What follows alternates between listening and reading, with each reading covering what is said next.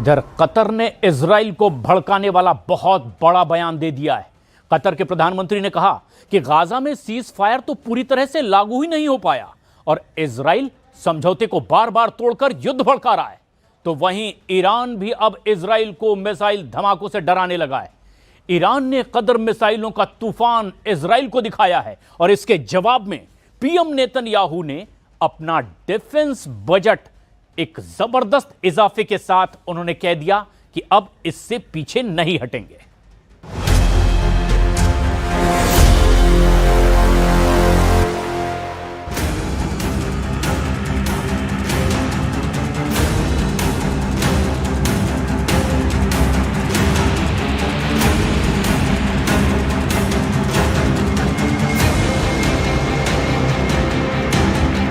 Qatar पर Israel के हमले का दूसरा राउंड का अलर्ट आ गया है। दोहा सितंबर जैसे फिर दहलने वाला है। कतर के अमीर ने फिर से बारूदी तबाही को दावत दे दी है, क्योंकि एक बार फिर दोहा में इजराइल के दुश्मनों का जमावड़ा लगा है। एक बार फिर से इजराइल को धमकियां दी गई है। एक बार फिर से नेतन्याहू का दिमाग गर्म कर दिया गया है। कतर के अमीर ने इजराइल दहलाने की धमकी दी। दोहा फोरम में इजराइल पर भड़के अहमद अल शरा। ईरान ने इजराइल जलाने वाली मिसाइलें लॉन्च की। खाड़ी से ट्रंप को मिलने लगी 10 युद्ध की टेंशन। इजराइल पर दुश्मन एक साथ टूट पड़े हैं। नेतन्याहू को कई फ्रंट से टेंशन मिलने लगी है।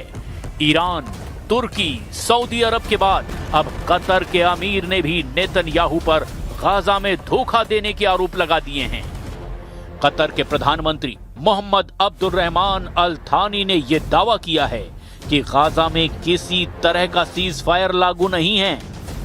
10 अक्टूबर को हुआ युद्ध समझौता सिर्फ छलावा है।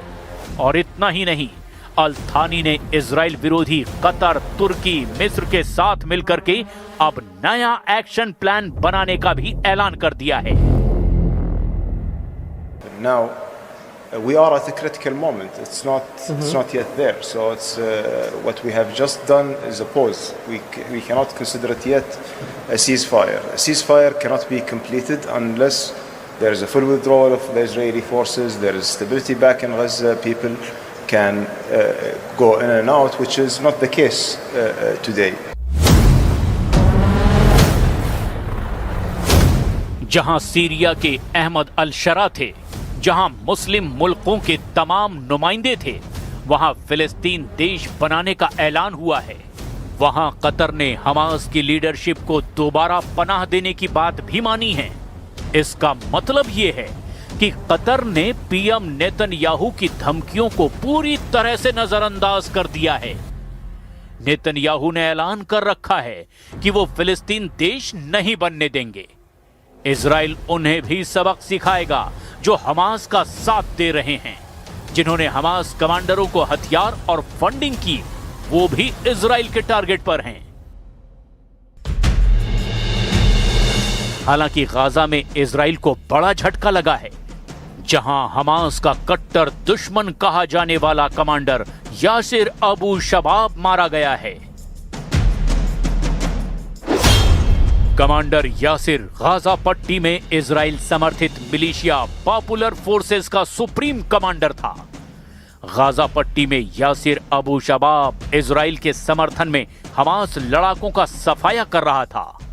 लेकिन दक्षिणी गाजा के रफा शहर में लड़ाका ग्रुप की आपसी भिड़ंत में अबू शबाब को मारा गया। इजराइल को गाजा से भी बड़ा झटका ईरान से मिला है, जहां युद्ध जैसा माहौल बना हुआ है। ईरान ने मिसाइलों का ये खौफनाक दृश्य दिखाकर नए युद्ध की आग भड़का दी है। ईरान ने मिसाइलों के सीरियल धमाके किए हैं। ईरान ने जमीन से समंदर तक बारूदी तहलका काट रखा है। ईरान की रॉकेट फोर्स युद्ध के लिए अब फड़फड़ाती नजर आ रही है। ये धमाके युद्ध का ट्रेलर हैं। मिसाइलों की ये मार इजराइल के लिए चैलेंज है। सुप्रीम लीडर अली खामनेई ने फिर से सुपर पावर को चुनौती दे डाली है। ईरान पहली बार हाहाकार के मूड में है। फारस की खाड़ी में बारूदी बवंडर लाकर ईरान ने दुश्मनों की धुकधुकी बढ़ा दी है। ईरान ने ऐलान किया है कि उसने पहली बार ऐसी मिसाइल का धमाका किया है जिसकी रेंज में फारस की खाड़ी का चप्पा चप्पा आता है। که رو در خلیج فارس برای اولین بار استفاده کردیم که برد آن به طول خلیج فارس. یعنی چقدر؟ یعنی به طول خلیج فارس. یعنی در واقع بیش از طول خلیج فارس. بیش از طول خلیج فارس. حالا برن تحقیق کنن چقدر خلیج فارس طوله. یعنی هر جای خلیج فارس هدفی داشته باشیم. شما خلیج فارس 1375 کیلومتر بیش از طول خلیج فارس. ما این موشک را الحمدلله در نیروی دریایی سپاه تولید کردیم. این موشک قابلیت‌های منحصر به فردی داره. قادر هست بعد از شلیک فرمانپذیره، فرمان میگیره. ईरान रिवोल्यूशनरी गार्ड कॉर्प्स की रॉकेट फोर्स ने कद्र 110, कद्र 380, कद्र 360 क्रूज मिसाइलों और कद्र 303 बैलिस्टिक मिसाइलों का वॉर ट्रेलर रिलीज किया है। इजराइल ने 12 दिन के युद्ध के बाद ईरान ने पहली बार इतने बड़े पैमाने पर मिसाइलों की लॉन्चिंग की है। मिसाइलों के सफल टेस्टिंग के बाद ईरान की नेवी के जनरल ने इजराइल को साफ साफ धमकी दे डाली है